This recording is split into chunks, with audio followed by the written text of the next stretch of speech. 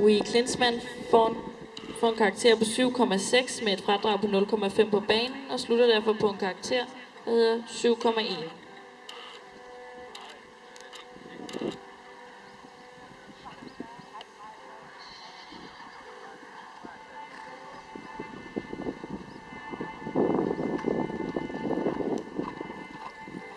Og vi har lige nu Skyttehus Avento på banen, som er efter Bøgegårdens Apollo med Churchill som morfar, og hesten er opdrettet af René Andreas Nielsen.